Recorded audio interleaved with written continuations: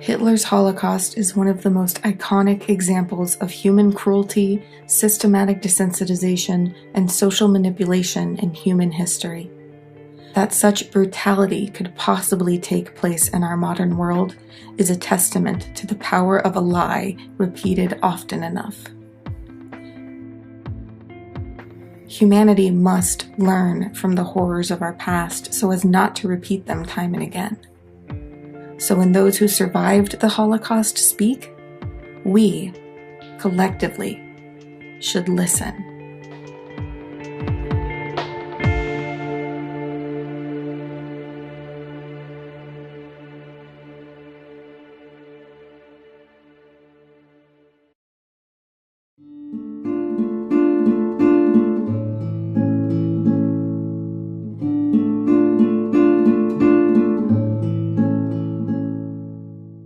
This video will convey the words of Holocaust survivors and their family members. These are their words, their stories, their lessons. What do they know?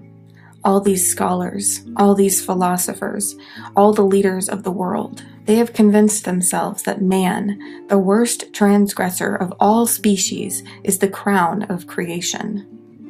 All other creatures were created merely to provide him with food, pelts, to be tormented, exterminated. In relation to them, all people are Nazis. For the animals, it is an eternal Treblinka. So as many of you know, I spent my childhood years in the Warsaw Ghetto, where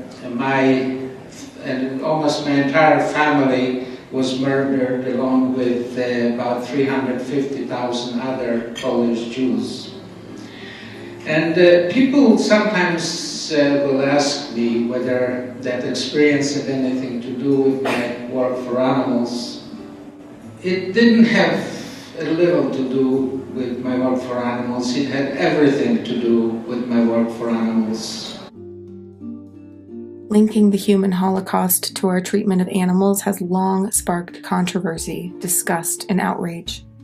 Opponents view the connection as belittling and disrespecting the experience of Holocaust victims and survivors. But what do we say when those making this connection are themselves survivors? I totally embrace the comparison to the Holocaust. I feel the violence and suffering of innocents are unjust. I believe that the abuse of humans and animals and the earth come from the same need to dominate others. I feel that I could not save my family, my people, but each time I talk about cruelty to animals and being vegetarian, I might be saving another life. After knowing what I know about the Holocaust and about animal exploitation, I cannot be anything else but an animal rights advocate. One survivor, known only by his codename Hacker, when he participated in the Animal Liberation Front raid on the University of Pennsylvania Head Injury Lab, stated, "I believe in what Isaac Bashevis Singer wrote. Human beings see their own oppression vividly when they are the victims. Otherwise, they victimize blindly and without thought."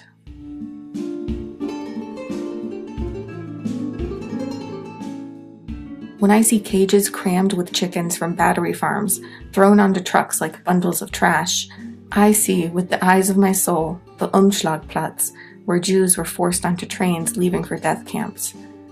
When I go to a restaurant and see people devouring meat, I feel sick. I see a Holocaust on their plates.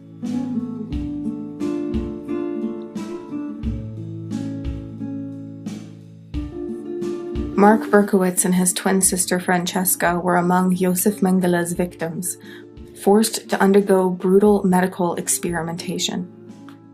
He watched his mother and other sisters march to their death in the gas chambers.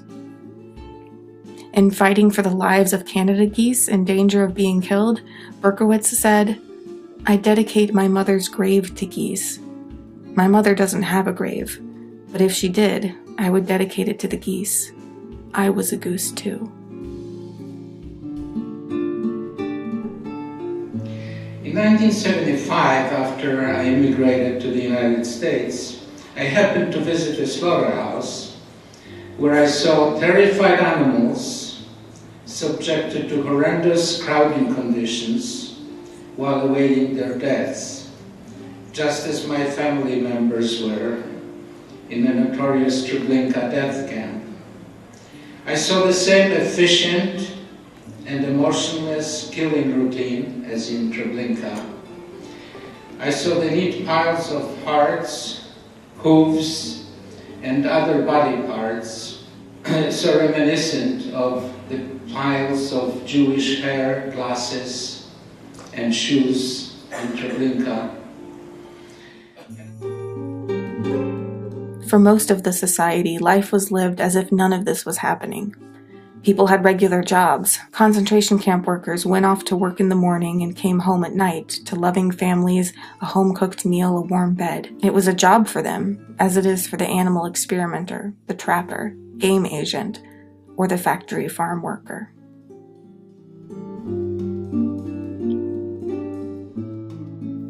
It is wrong to harm others, and as a matter of consistency, we don't limit who the others are.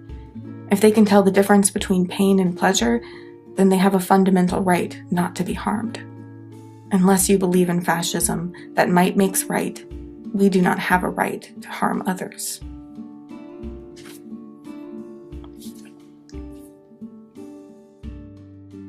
I know firsthand what it's like to be hunted by the killers of my family and friends, to wonder each day if I will see the next sunrise, to be crammed in a cattle car on the way to slaughter.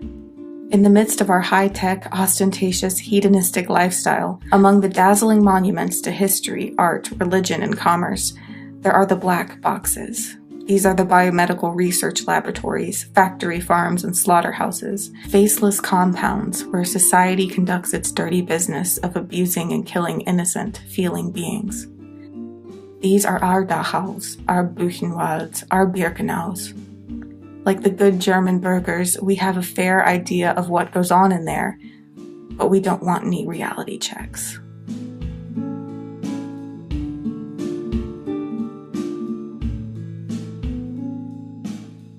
So what lessons should we take from the horrific and unthinkable tragedy of Hitler's Holocaust?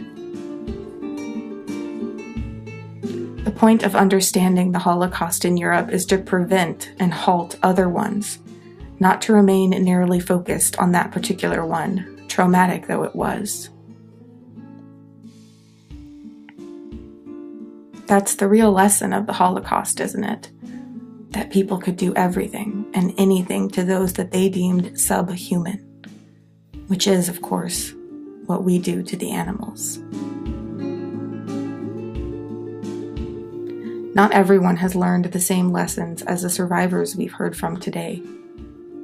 Albert Kaplan, a passionate vegan animal activist who lost family members in the Holocaust, wrote, "The vast majority of Holocaust survivors are carnivores, no more concerned about animals suffering than were the Germans concerned about Jews suffering.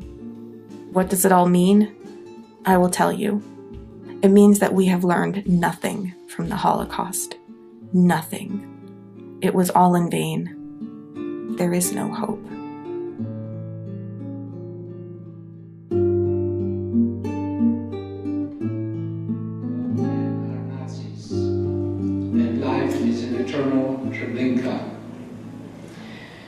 And then it finally dawned on me, never again is not about what others should not do to us.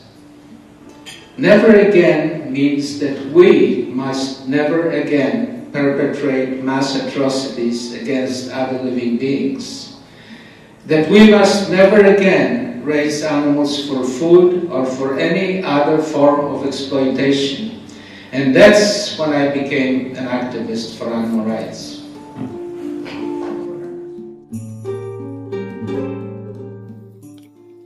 Please see the videos here for more information on what the animals are going through right this very moment all over the world. Share this video around so that these lessons are not in vain. Many of the quotes I shared today are from Holocaust educator Dr. Charles Patterson's book, Eternal Treblinka, Our Treatment of Animals in the Holocaust, a powerful, respectful, and thoroughly researched text.